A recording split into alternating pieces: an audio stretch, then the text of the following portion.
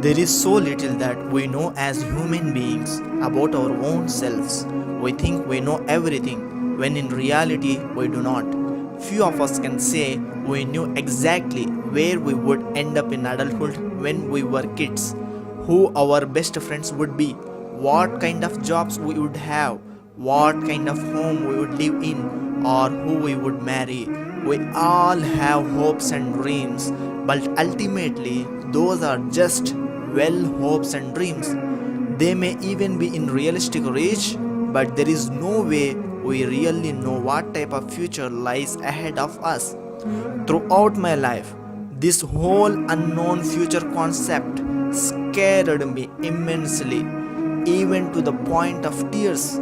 It was not about having control over a situation per se, but more so a severe lack of confidence, worry, and anxiety due to not being able to prepare myself or knowing how to for whatever was to come. The dilemma was not knowing when or how or who, whether that was figuring out what to major in at college, what post graduation life would be like, getting married, moving away from home, going on Hajj, starting a family. The list continues.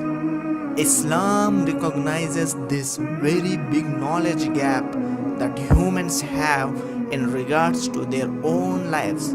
It acknowledges we do not know all, nor are we supposed to. What Muslims are encouraged to do in these kinds of situations is tie their camel and then put their trust in Allah. In other words, do your due intelligence and leave the rest to God. There is only so much we can control about our lives and be able to deal with the rest. We need to rely upon and trust God.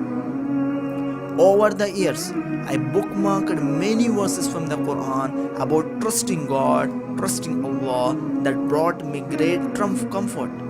Whenever I trek toward uncharted territory in my life, I refer back to these verses to give myself comfort.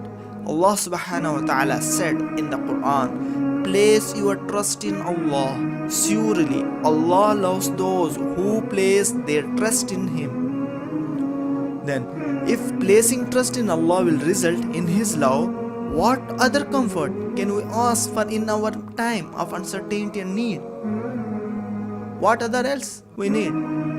Allah says in the Quran, if Allah helps you, there is none to overcome you. And if He abandons you, then who is there to help you after that? In Allah, the believers should place their trust. When I read this verse, I am reminded that God is my true best friend.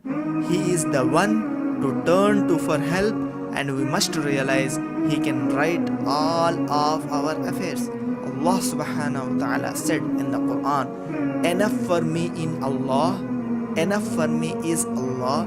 There is no God but He. In Him I have placed my trust, and He is the Lord of the great throne. This verse first caught my attention thanks to my teacher. He told me every morning and evening. He read this verse 7 times, and no matter how much he had on his plate, God took care of it all. Somehow, someway, he was able to complete all his tasks in the day, even when it seemed there simply was not enough time. Personally, I have used this verse to calm myself down prior to doctor's appointments or blood tests, things that really make me swim and feel uncomfortable. It really feels miraculous the way God soothes souls through verses like these. Allah subhanahu wa ta'ala said in the Quran, and He will provide him from sources he never could imagine.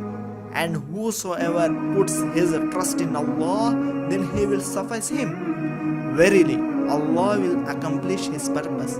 Indeed, Allah has set a measure for all things. The first sentence in this verse brings me the ultimate comfort. It highlights how we humans do not know, we cannot even fathom how beautifully God takes care of us and our affairs. No matter what we are going through, Islam teaches us to simply trust Him and He will be enough for us. Again, He knows while we know not. And once we submit to this reality, the bumpy road ahead in the future will look like a lot more smooth.